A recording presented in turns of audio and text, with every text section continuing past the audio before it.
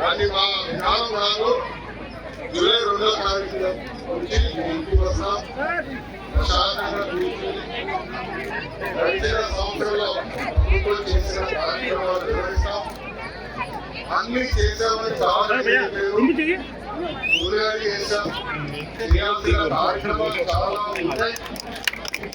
బాధ్యతగా ఈరోజు కూటమి ప్రభుత్వం మీకోసం 6 నెలలు పనిచేస్తుంది.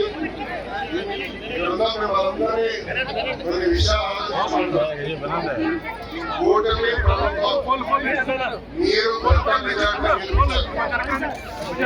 6 కేసుల చరిత్రలో ఎప్పుడు రాని విధంగా 94% మీరు గెలిపించారు.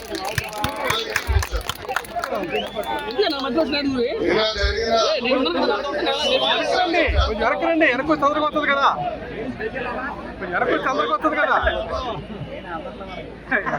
తెలుగుదేశం పార్టీ విజయము, జనసేన పార్టీ విజయము, భారతీయ జనతా పార్టీ విజయం కాదు, ఇది ప్రజల విజయం.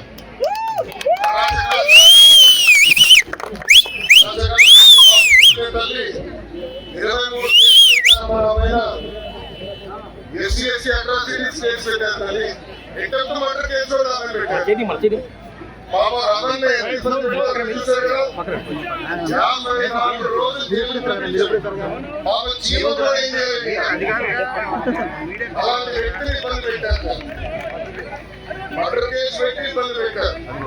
ఎంత అన్యాయం ఆలోచించారు. అందుకే మీరు వాళ్ళని గెలిపించారు.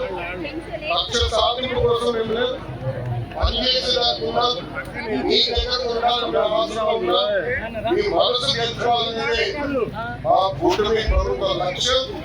6 నిమిషాలు మీ గురించి బాగా ఆలోచిస్తున్నారు, మన పిల్లల గురించి ఆలోచిస్తున్నారు. ఇలా పెట్టుబడులు తీసుకురావాలా, మన పిల్లలకు ఉద్యోగాలు కల్పించాలి. ఏకైక లక్ష్యంతో ఈ రోజు కూటమి ప్రభుత్వం పనిచేస్తున్నారు.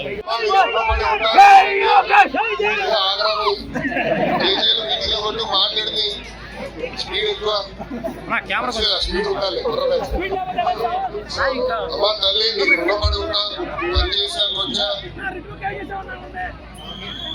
దీనిలో మారుతారు. అరే వాడు గుండె వాడు మహారాష్ట్ర ఆపరేషన్ చేయించున్నాడు.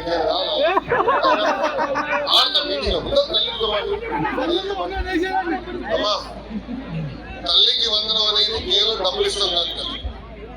తల్లిని అదే మహిళల్ని గౌరవించాలి. మా గతంలో చూసిన మహిళల్ని కించపరిచే విధంగా ఎలా మాట్లాడారు, కానీ కూటమి ప్రభుత్వాలు జరుగుతుంది.